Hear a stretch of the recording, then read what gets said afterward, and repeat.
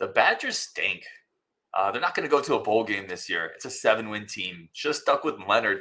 The reactions are coming fast and furious from the Badger faithful. I'm going to tell you why you need to. I'm not going to tell you what to do, but maybe we need to pump the brakes a little bit here. We're going to be all right.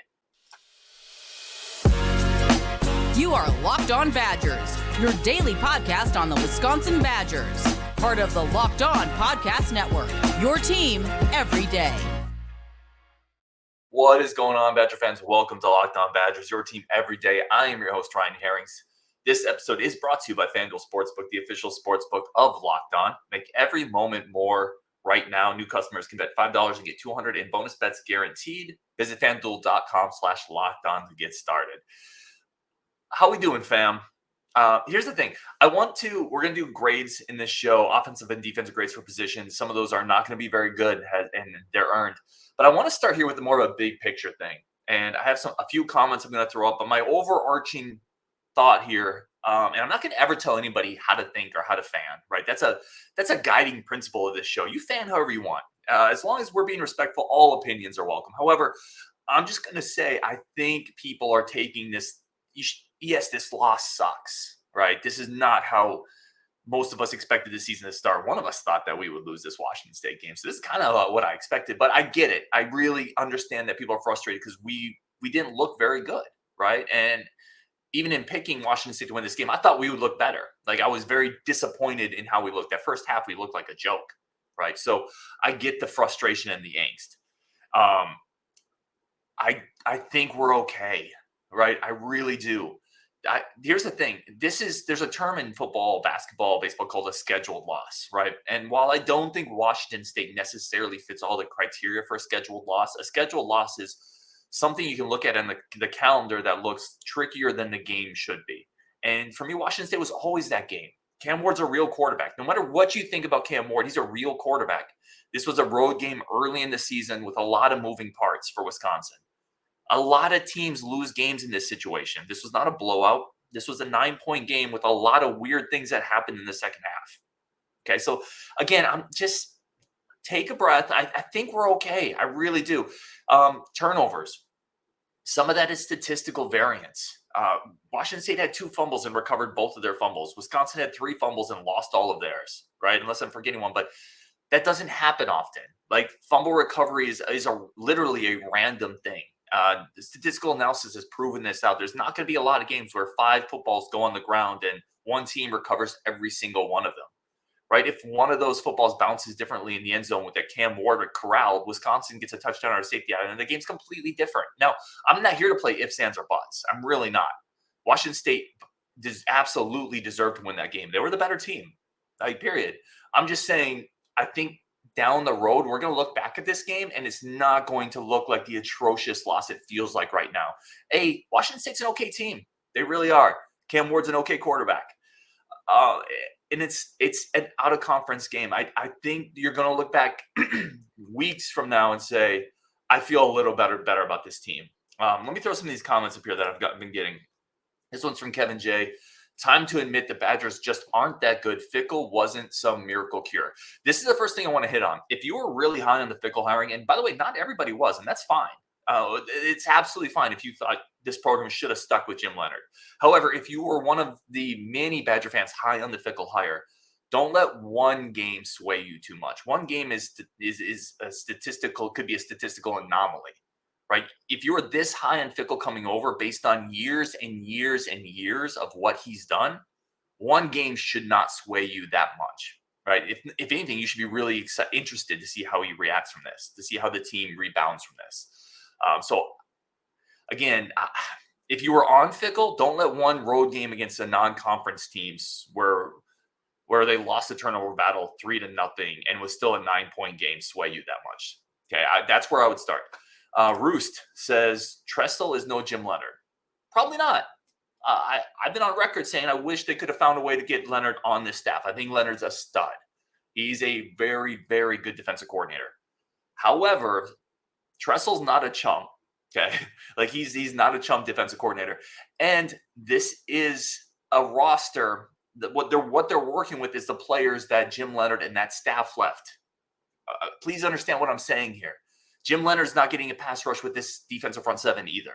You need players. You need pass rushers.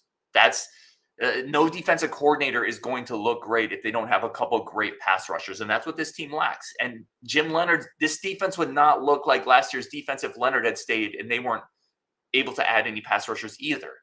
There is a athleticism deficiency in the front seven, okay? And no defensive coordinator. I mean, Kirby Smart talks about it all the time. Players matter more than any coach, right? Bill Parcells has talked about this. You need the right ingredients from the store. Like it's Jimmy's and Joe's, not X's and O's. And coaching matters absolutely, but they don't have the horses up front to be an elite defense this year. And Jim Leonard wouldn't have solved that either. So I agree with the point, Roost. Like, I don't think Tressel is Jim Leonard. I think Jim Leonard is a stud. I love Jim Leonard. Jim Leonard's not generating a pass rush with this defense either. This one is from a Kefo. When I want to go to my happy place of unicorns and Badger rainbows, I go to Locked On Badgers. In this land of wonder, the Badgers are undefeated and going to the champ game. Then I wake up. He went on to say, then I wake up and we're 7-5. I'm pretty sure that was a Kefo. Listen, again, if you're listening to the show all the time, you would know I don't think they're going undefeated. I thought they would lose this game, right? Maybe you should be listening to the Locked On Badgers more often. You would have known we're probably going to lose this Washington State game. Listen, I understand the frustration, and I do have a more optimistic take than some, and I could be dead wrong. I'll own that. This season could spiral. Maybe the defense continues to have miscommunications. We can't get the running game on wound. Maybe Nelson can never figure it out. I don't know. Here's where I tend to think. I tend to think this Washington State game was always going to be a tough one. I think the team gets better as the season goes on, and the schedule is terrible. I'm not that shook by it. I'm really not. And if that means rainbows and unicorns live on Locked On Badgers, I'm fine with that. I'm here for that. But I really think more is being made of this game because we're prisoners of the moment than it's going to look like at the end of the year. This didn't shake people nationally. Nobody woke up and went to ESPN. The headline was Washington State crazy upset over Wisconsin. A lot of people picked Washington State in this game. It's a 6-point line. This is not like nationally. We're hypersensitive to or like hyper focused on it because we're Badger fans. We've been living this. We've been caught up in the hype.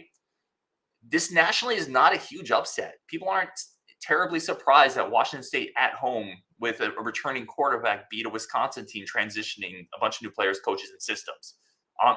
It's not. I just continue to think it's not the enormous setback that people probably think it is. This is JB. He said, boo, we were horrible. Next week, we'll dominate at home against the high school team. Georgia Southern, a little better than high school team. Everybody will think we're cool, and then we get to Big Ten play. If we continue to play like this, we won't get to a bowl game. See, again, I just disagree. I think, for starters, people are overrating the rest of the schedule or underrating Wisconsin at this point, if that's possible. The schedule's bad. Like, the rest of the schedule's bad. We're going to be a bowl team.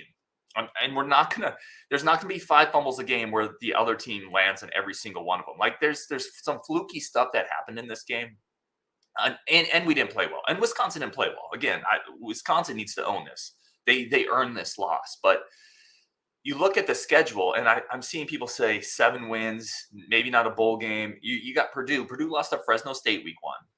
Maybe they can beat us. I don't know. Illinois barely beat Toledo and then didn't look very good against Kansas. You have games against Rutgers and Northwestern. Nebraska has looked terrible. They have a terrible quarterback up to this point who can't hang on to the ball. Like, guys, what I'm saying is you don't even need to believe in Wisconsin that much to look at the rest of the schedule and say these teams aren't very good. And if you had any hype coming into this season, don't let 60 minutes on the road against Washington State early in the year completely wipe it all out. This is from TD. He said, I can't believe we're talking about 10-2. I like the optimism, but holy cow, guys, can we be a little realistic about where this team is at? The high point of this team right now is the kicker. Yeah, like the kicker is a stud. That's a big deal. Again, like I thought, I could be way off, right? I'll own it, but I just look at the rest of the schedule, and I think when you go through it, it's not that daunting. Cam Ward is maybe the second best quarterback we're going to play all year, and we talked about that before the game. Like, this isn't that surprising to me. So I would take a pause. Like, we're going to beat Georgia Southern next week. That doesn't mean anything. Like, if we go out and beat them, that shouldn't solve any fears. But I think better days are ahead because the schedule isn't that difficult. And I think this team continues to grow. All right, coming up, we're going to do grades. What grade do we give the running backs, the offensive line, the quarterback, the coaching? We're going to talk about that next on Locked On Badgers. But first, today's show is brought to you by the game changer of the week over at Athletic Brewing. My game changer of the week, I talked about this Hunter Wohler, just all over the field, on pace for 130 tackles. Much like Hunter Wohler, Athletic Brewing has completely changed the non-alcoholic beer game. They do incredible work, tons of different varieties, over 50 different varieties, IPA, sours, whatever you would like. Plus, you can get it anywhere, online. You can go to their stores, and they're fit for all times. You can do Athletic Brewing, like I said, mowing the lawn, playing darts, hitting the sticks with some Halo. When I'm going to the card shop, I can take my Athletic Brewing while I'm browsing through some Brock Purdy rookie cards. Athletic Brewing is fit for all times and no hangovers. They are incredible. You can find Athletic Brewing Company's non-alcoholic brews at a store near you or buy online at athleticbrewing.com. First-time customers use code LOCKEDON. Get 15% off your first order. That's code LOCKEDON at checkout, 15% off at athleticbrewing.com. Near beer, exclusions and conditions do apply. Athletic Brewing Company, fit for all times. Do want to say again, thank you to everybody tuning in. Really do appreciate it as we continue to build this community. If you're not on our Discord, go check it out. There's some exclusive stuff that's there. It's a great community of people. I'll put the link in the show. Go check us out on the Discord. It's just like a message board is what it is. If you're not familiar with Discord, it's free. No politics, no gophers, lots of different, types of discussions. Go check us out on our Discord. All right, let's do some grades here. How's that feel like? Let's do some grades. Let me know in the comments in the show. I'll do a recap with the comments on this. I was going to go live on this, but I ran into a technical issue. So I'll take your grades in the recap if you guys want to. If you want to throw yours in there. Let's start with quarterbacks. I went a B. I went B for quarterback. I understand that Mordecai missed some deep throws. Let's start there. He needs to be better at pushing the ball down the field, right? There were 2 or 3 passes, a big one early in the game to CJ Williams in the back of the end zone that he overthrew. There were 2 passes back to back. I'll get to the second one here, but the first one he overthrew. He gave CJ no chance. And then there was a big miss to Bryson Green towards the end of the game that kind of sealed it. That was like the last gasp, and he overthrew Bryson Green by 3 or 4 yards. You got to give your guy a chance there. So there's things to clean up, but no turnovers, an incredible touchdown pass, escaping pressure, rolling to the left, throwing back across his body, just an unbelievable touchdown pass.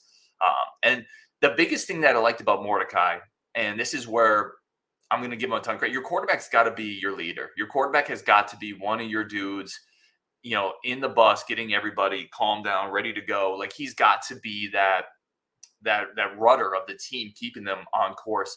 And this game could have got away from Wisconsin, right? It was 24-9. Everything was going wrong. Mordecai got some big time hits.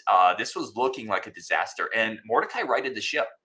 Like, he really, to me, showed a bit of mental tough. This is why you go get a veteran quarterback. Like, that dude did not fold on the road. And in the second half, the only reason it felt like we were back in the game is because Mordecai was wheeling the offense down the field. It wasn't because of the running game. It wasn't because the defense was getting turnovers. The defense did stiffen up, but it was Mordecai. It was Mordecai leading that passing offense, that incredible touchdown throw. Like, he played really well, and it gave me a lot of confidence in the fact that we at least have a quarterback that's not going to fold, that's going to continue to rally the team. And he made some throws towards the end of that game that I thought were pretty impressive. So I went B on Mordecai. He had an 83 Pro Football Focus grade, which is really good. Again, there's throws he missed. There's absolutely throws he missed, but you're not going to win any games if your quarterback's not a leader and he's not tough. I think Mordecai showed both of those today. Running backs, D. Listen, it's between the two of them. Coming off a Buffalo game where I went A+, like I went like A++,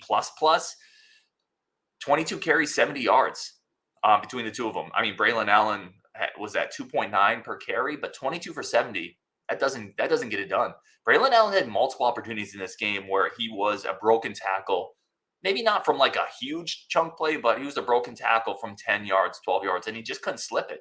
I thought he showed a little bit of impatience running up the backs of his blockers. They continue to try to go to Braelon on outlet passes, swing passes, six catches for 12 yards. Those are basically just like wasted possessions because he's not breaking tackles out there. And then on top of it, you have the Chez Mellusi fumble. Listen, I understand people, I understand people are going to come back and say, it wasn't a fumble. I don't care. You got to hang on to the ball. You got to remove the element of doubt. Okay. You know what's not a fumble is if you go to the ground hanging onto the ball and you get up with it in your arms. Is that unfair? Maybe, but on the road, like those refs, The refs weren't great in this game, but don't give them a reason to question a call. And I guarantee you, coaches are going to say the same thing. Like you got to remove the element of doubt. Don't give them the opportunity to make that call. And that fumble was a backbreaker, right? So you have the fumble, you have not a lot of production. It wasn't a great game. I have running backs with a D, which I'm still baffled with the Braelon Allen production. I felt like they could have.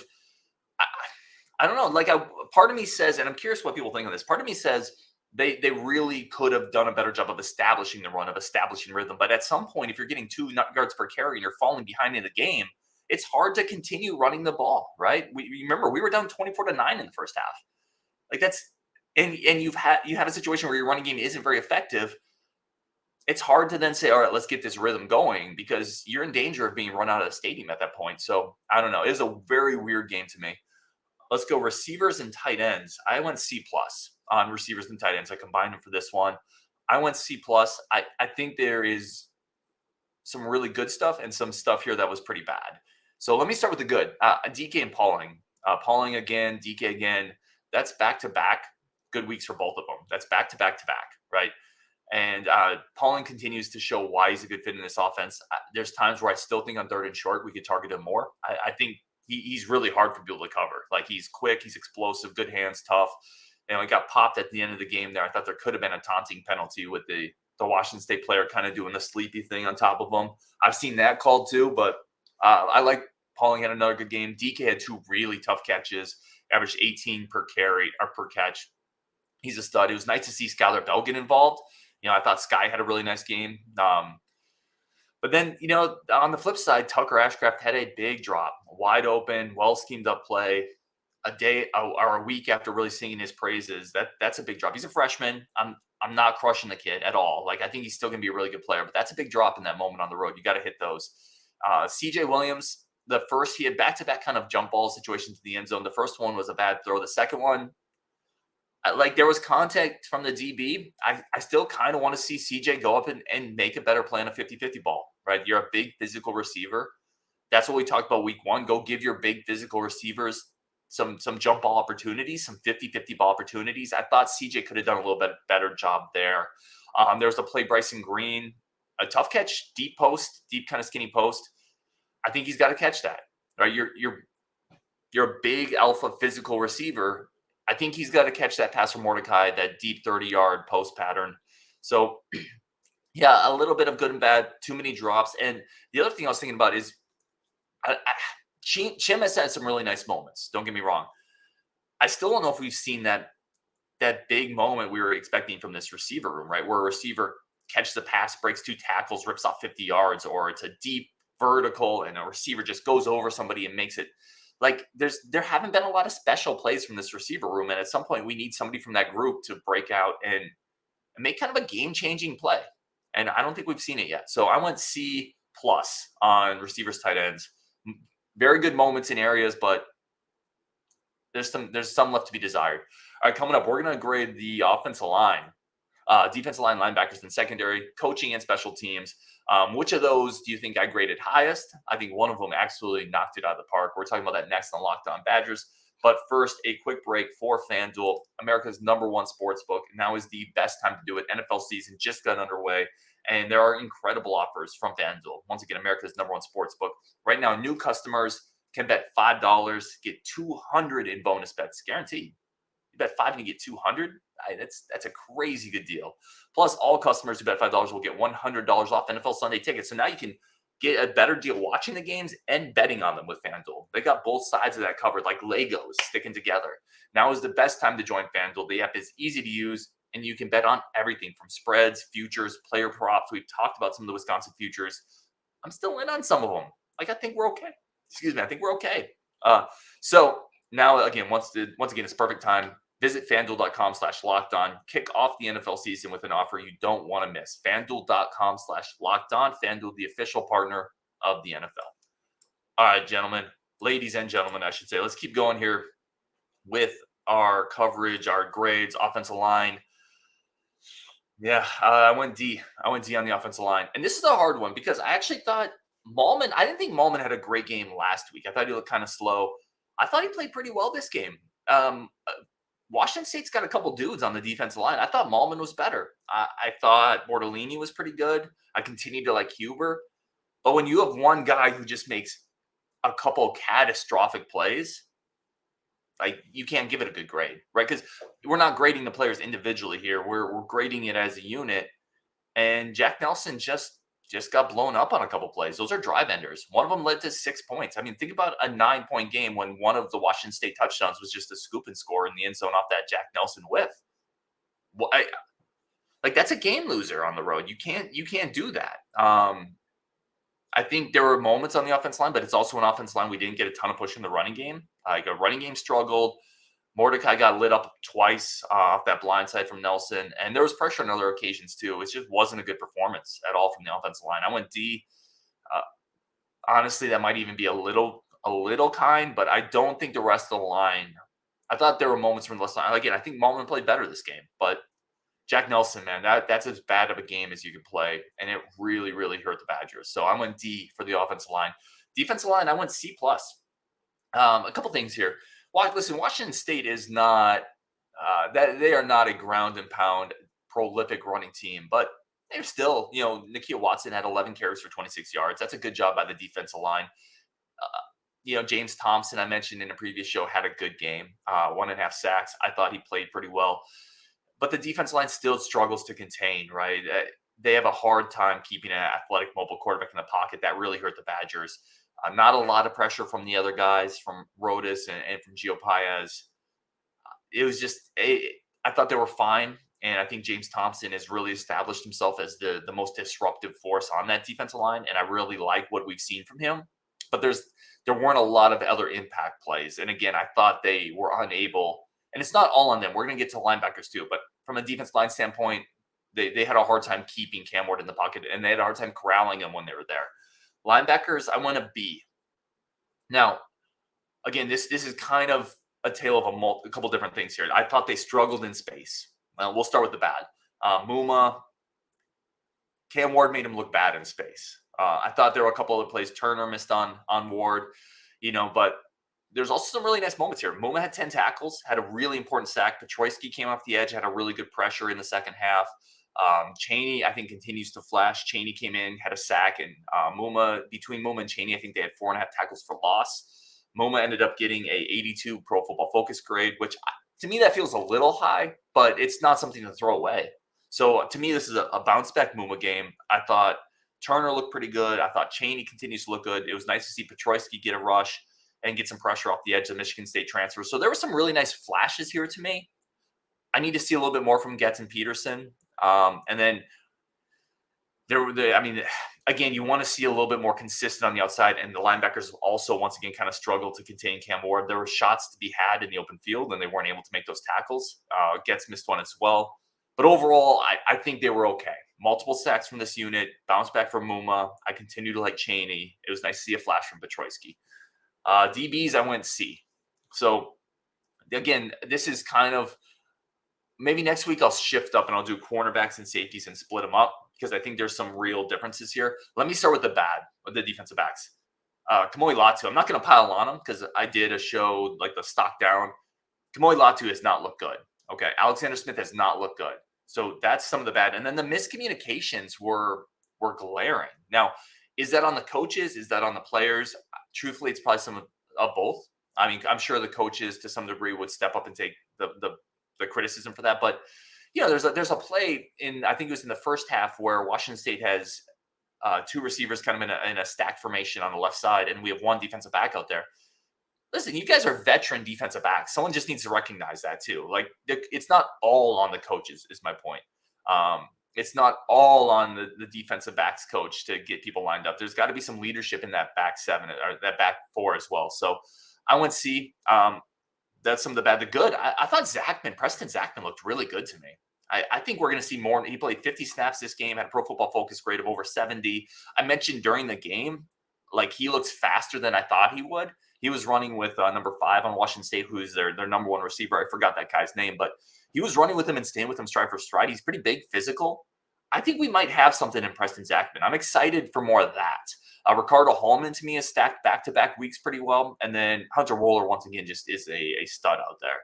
He's really good. Now, I think we need to see some game-changing plays from him before we start talking like All-American, but he leads the country among defensive backs and solo tackles. Like you can't ask for much more. He's a star. Let's go special teams. A minus. A minus special teams. Vakos is a stud. Like if you have a kicker who looks that good, 3 for 3, banged one from 49. I love Vakos so far. Listen, Atticus Bertram's looked totally serviceable. He's not an elite punter, but there's been no glaring mistakes. There was no 17-yard shanked punt. He's catching the snap, had 2 of them inside the 20. Like, he's fine. So I think we're fine at punter, and I think we're pretty good at kicker right now. That's a great spot to be in. And then Dike is a really good returner. So I'm feeling really good about special teams right now. You get the A minus and not the A because Caden Johnson had just a bit of a brain fart. Like, you can't in moments like that on the road, as you're rallying, you can't give up 15 yards. You just have to be smarter than that. I know he's out there trying to be physical. He doesn't have a lot of reps. He's trying to put something on film. He's trying to send a message. I get it. You can't do that in that situation. You can't pick up that 15-yard penalty. And was it kind of a cheap call? Did the guy flop? Sure. But it's much like the Chez thing. Don't give a referee a chance to make a potential game-changing call. And Caden did that. You can't do that in that situation. But still A minus. Coaching, D plus. D plus on coaching for me. A couple things here. And there's a reason, by the way, I didn't go like D minus, F, total failure. I'm going to get to that. I'm going D plus because you can't. That's the second week in a row you started slowly. So that by itself is an issue. That needs to get corrected. You can't dig yourself a 24-9 hole on the road. You just can't do it. And we didn't look like we were ready to play. There was Washington State players running wide open. And quite frankly, we were lucky on a couple of them. Cam Ward missed an incredibly easy wide open throw up the right sideline. He also missed the throw up the left sideline. Like, we were not ready to defend Washington State for whatever reason. And again, I said before, talking about the defensive backs, some of that's on the players. Some of that is absolutely on the coaches. We were not ready. We were not prepared. That's not good. It's not acceptable. It's a D plus for me. There was a moment in the first half in the second half down near the goal line, we had to burn a timeout. That's inexcusable. I'm sorry. By the way, that timeout would have been nice at the end of the game, right? Trying to come back when Washington State's running the clock. You shouldn't need a timeout with Braelon and Chez Mellusi that close to the goal line. You should just 3 runs, we're going to get a touchdown, in my opinion. You can't afford to waste timeouts in close games on the road. So I went D plus. The bright side here is the team responded, right? They came out of halftime, defense stiffened up, and we responded. The team didn't fold. They kept fighting. We got back in the game. That's not nothing, okay? And I would hang my hat on that. So I'm going D plus on that. Let me know in the grades where y'all are at. Again, the overarching point of this show is I think we're okay. I'm not as worried as a lot of people are, and I would give it a couple more weeks before turning off the keys to the hype machine, okay? I would. Now, that doesn't make what happened at Washington State okay. There were mistakes that need to be cleaned up. I think some of them will be. So that's where I'm at on Wisconsin. A bunch more content coming up this week. Really do appreciate everybody tuning in, and we'll talk tomorrow.